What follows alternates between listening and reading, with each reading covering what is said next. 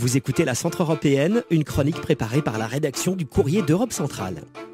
C'est un nouvel épisode de crise diplomatique comme Budapest et Bucarest en ont le secret qui a opposé ces derniers jours la Hongrie et la Roumanie sur la question récurrente des revendications autonomistes d'une partie de la minorité hongroise de Transylvanie.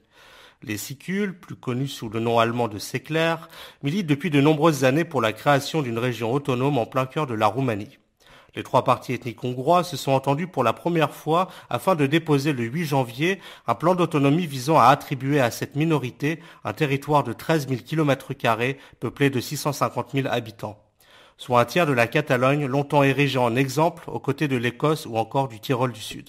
Mais ces revendications autonomistes des Sicules ont jusqu'à ce jour toujours été rejetées en bloc par les dirigeants d'un État roumain très jacobin, soutenus en cela par une large partie de leur opinion publique. Par ailleurs, la présentation de ce plan d'autonomie survient à un moment particulièrement délicat. Tout d'abord, ces derniers mois, la déflagration de la crise catalane jusqu'aux Carpates a compliqué la tâche des autonomistes qui se voient accusés d'être de dangereux séparatistes par certains dirigeants opportunistes. Deuxièmement, 2018 sera l'année du centenaire de la Grande Union d'Alba Iulia, prémisse du rattachement en 1920 de la Transylvanie, longtemps hongroise, au royaume de Roumanie.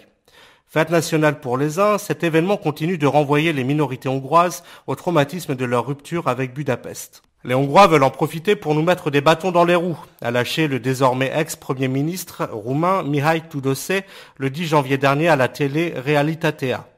Si le drapeau sicule devait flotter au vent, alors les responsables flotteront également à leur côté, a-t-il ajouté, bravache, provoquant une montée brutale de température entre Bucarest et Budapest. Budapest ne s'est pas fait prier pour exploiter la diatribe de Tudose.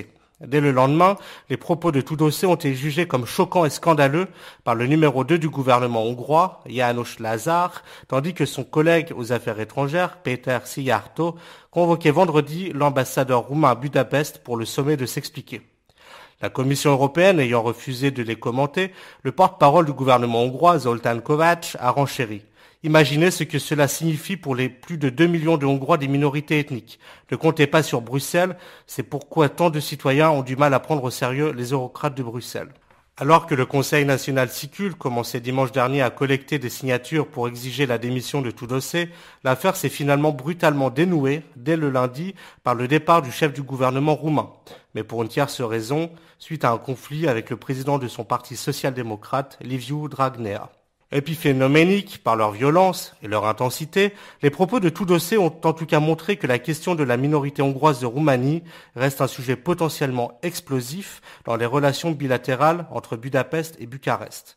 Mais, plus important, il montre que la question des minorités hongroises en Europe centrale et que les aspirations autonomistes de certaines d'entre elles restent un sujet épineux et non résolu.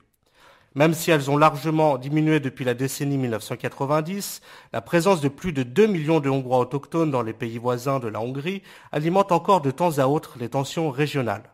Comme récemment entre Budapest et Kiev. Car début septembre, le Parlement ukrainien a voté une réforme de l'enseignement accordant une place plus importante à la langue ukrainienne dans les écoles, y compris les écoles hongroises. Dénonçant un coup de poignard dans le dos, Budapest déploie depuis tous les moyens diplomatiques pour rendre la vie difficile à l'Ukraine dans tous les forums internationaux. Pour approfondir le thème du jour et suivre l'actualité de la Hongrie, Pologne, Tchéquie et Slovaquie, retrouvez-nous sur courrierdeuropecentrale.fr.